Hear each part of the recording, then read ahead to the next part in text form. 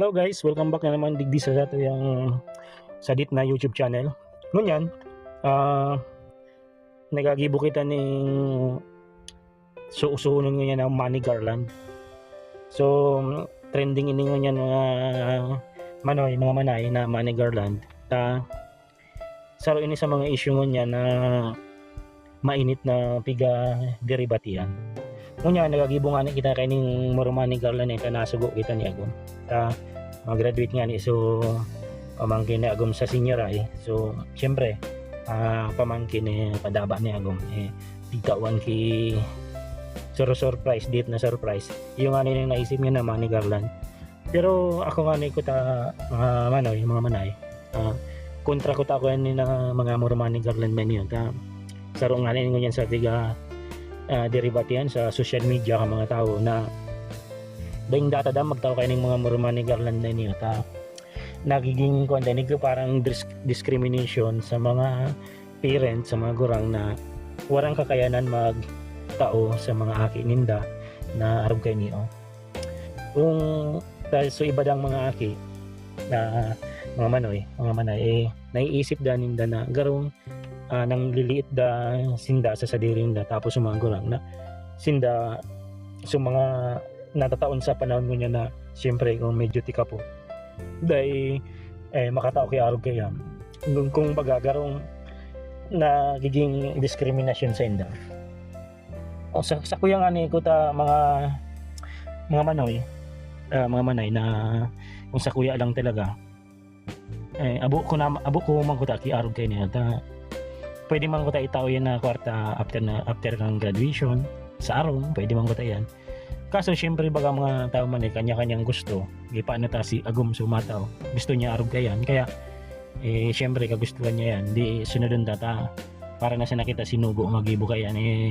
Mapagal na kung pinagibo pa kita pa so pina-provide ka na pang tao na kwarta. Kaya nagsunod na sa nabaga ko ta para magibo na sa nang ano. Pero sa totoo lang mga manay, yan. Ang opinion ko dyan, bako makuta na yan maraot, kanya-kanyang pag-intindi lang yan. Siyempre, pag may kwarta ka o arog ka yan, tapos iling mo, deserve mga aki mo, gurang ka, na tawan mo ki arog ka yan sa pag-graduate na Manny Garland. Kasi sabi ninda, bako man yan bagong kasal na pagsabitan ki kwarta. Kasi nga ang mga tao, siyempre iba-ibang kagustuhan, iba-ibang prinsipyo sa buhay. So mga tao na gusto kang arog ka yan, para sa inda, magayon niyan, dyan inda na-express sa indang satisfaction, kaugmahan inda. Kaya, kanya-kanyang pananaw ang tao sa mga arog na bagay. Okay man ito, tama man ito na kung duman sa iba na tao para sa inda discrimination yan sa iba na mga ibang na magurang, mga iba na parents, mga aki na sa panahon nga na namugtak sa panahon na tika po orang kakayanan na magtao ki arog kaya na sorpresa, pagarbo naiintindihan taman ito. Kaya lang sa mundo kaya mga manay maski anong gibuhon mo may masasabi ang tao. Dahil ka magsabit kaya na Manny Garland, may masabi sa'yo mo. Takang panahon mga arog lang kayan, mga masitas lang, mga awit lang ang panahon, ang mga Goro Garland ang panahon mga batang 90s, mga dahon-dahon lang yan, mga masitas lang, mga arog lang mga manoy. Hindi ko lang kung may mga nakarelate sa indo. Pero sa tuya, ay ngayon na ang panahon, iba ng era niyo, iba ng panahon. Kaya iba-iba yung kagustuhan kan tao. Panahon na yun yan millennial na. Kaya iba ng uso.